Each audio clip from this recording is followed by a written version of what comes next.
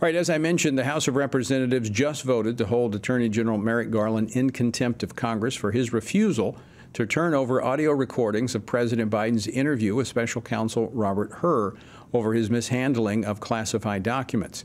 Now, in the written transcript of the interview, President Biden frequently displayed confusion regarding dates, countries, and the timeline of significant events, leading the special counsel to decline prosecuting the president. What does this congressional rebuke of President Biden, his Attorney General, mean? Well, joining me now to discuss this and more is Congressman Kevin Hern. He serves on the House Ways and Means Committee. He is the chairman of the Republican Study Committee. He represents the 1st Congressional District of Oklahoma. Congressman Hern, welcome back to Washington Watch. Good to see you. Tony, it's great to be with you. So as I was watching the vote that just took place moments ago, I saw you on the House floor. Merrick Garland just became the 3rd Attorney General in U.S. history to be held in contempt of Congress. What does that mean? Well, certainly you have to ask, why was he held in contempt? And he is certainly, in this case, has been interfering with the very basic fundamental rights that you learn in civics in junior high, which is the rights of checks and balances that the government has between our court system, our legislative branch, and our executive branch.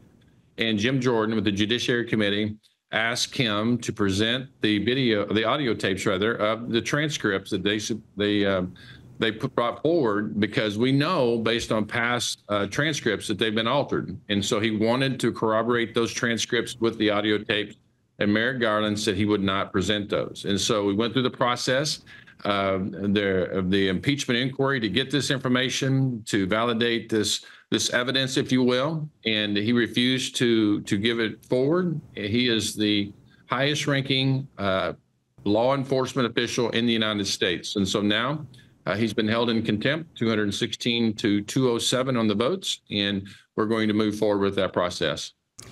In an article this week, Attorney General Garland wrote of efforts to, quote, bully and intimidate career public servants and denied any politicization of the Justice Department. He basically says this is the Congress trying to keep him from doing his work. Well, I mean, it's easy to say that. If there's nothing to hide, then he should put it forward. We've seen time and time again, President Biden turn the wrong way on stages, walk to where there were no steps, shake hands with ghosts, talk about his dad or his uncle, one of his relatives been eaten by cannibals, reading a teleprompter, literally word for word, and reading the pause statement on his speech. And then to get those transcripts and see those being removed, when it really has no meaning to be removed, you're kind of wondering, is the evidence really true? And then you have the Hur testimony that said when he did the interview that he saw basically an elderly person that had a poor memory, and said that Joe Biden brought forth the notion and the idea and the comment that he had classified documents and that he was writing a book.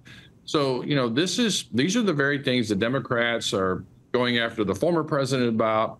We want to make sure that the current sitting president that has all of the influence that he has with China and Ukraine and Russia, the very place that his son and his brother have been accused, and we're bringing evidence forward to show have received benefit. We want to make sure that our government is free from that. Is there any expectation that this will prompt the Attorney General to deliver that information that's been requested by Congress? We were talking about that just a minute ago. I think that's a great point. I could see him coming forward and saying, okay, yes, I said there was no meaningful use for this, but since you asked, I'll bring it forward. The Department of Justice has got to figure out what they're going to do with a duly nominated and supported and confirmed Attorney General. Are they going to do their work as the Department of Justice, or are they going to allow him to be political? The one who's playing politics here is Merrick Garland. Right. So realistically, the Attorney General is not going to come after the Attorney General. I mean, because this is you're appealing to the Department of Justice here that, really doesn't understand justice. So what Congress can do, Congress has the purse strings. Any discussion about when an official, when a cabinet official is held in contempt of Congress, meaning basically they're thumbing their nose at Congress, that Congress would set in place an automatic cut in a percentage cut in their budget to maybe ratchet up the pressure on them to comply with Congress? Tony, I think those are all great points. We're in uncharted waters right now with what's going on. I think when you see what happened with, Peter Navarro and Steve Bannon, both did exactly, they didn't testify before Congress, were held in contempt of Congress, and you see what happened. Both Peter Navarro is currently serving a term. Steve Bannon's been ordered to, his appeals have ran out, and the court system outside of Washington, D.C. basically have said when you're compelled by Congress under an investigation to come forward or present evidence, you're to be held accountable. So the same Department of Justice that said this about these two individuals should be working on the same set of rules, because otherwise what we have is what the American people know and have seen here recently, going back to President Trump and what happened in Manhattan, a couple months ago, and then just 2 weeks ago, is there is a two-tiered system of justice. Merrick Garland doesn't come forward. I don't see how that narrative is not advanced by this, because that's exactly what this is. It shows that there's a two-tier system of justice. Merrick Garland gets off. You have people like Navarro and Steve Bannon go to jail. Another topic today, Congress is voting on amendments to the National Defense Authorization Act. That's an annual must-pass piece of legislation. More than 1,300 amendments had been filed this year. Many of those amendments are being voted on to the House floor. This could take us up until Friday morning. Talk a little bit about the National Defense Authorization and the posture you think that bill will be in. Well, we're looking at all the 1,358, I believe was the exact number. That's been winnowed down to about 350 that are so-called germane, that are applicable to the military spending. Those will be, some will be voice voted because they'll be agreed by both sides. This passed out of committee 57-1 prior to the amendment, so there's a lot of bipartisanship there. I think everybody in Congress knows the importance of supporting our military men and women.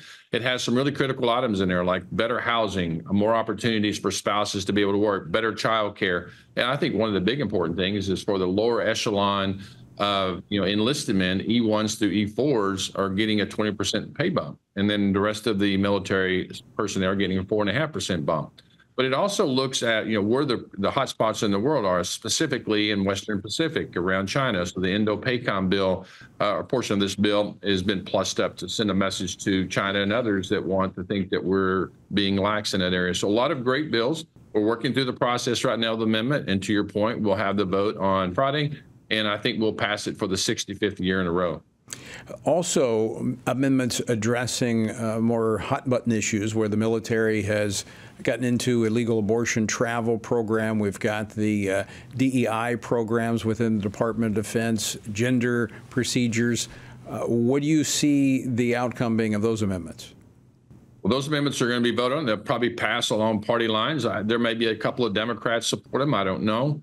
But last year, we had the no abortion travel funds in there, and along with DEI cuts, CRT cuts, and other things, and it passed. And the NDAA passed out of the House. So I think that, when people look at this and look how the military has been just taken over by some of these woke policies, I think there are some Democrats, hopefully, and prayerfully, there's still some Democrats that care about our military men and women being projecting the strength and the resolve around the world that we know that they can do. We're the strongest military in the world, and we certainly need to make sure the lethality of our military is presented to all of those who want to challenge it. Congressman Kevin Hern, final question, 30 seconds. Anything we should be looking for in particular in the next 48 hours?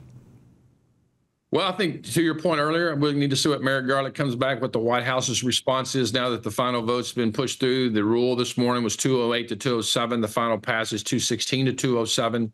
I think this is really important message to send to the rest of the world. I think it's an opportunity for the White House to, stand up and say that they do care about justice. They do care about the rule of law. They do care about the checks and balances of the federal government, how important that is. So I think that's going to be the most critical issue in the 24 hours. Well, we'll be watching very intently to see if that's the case.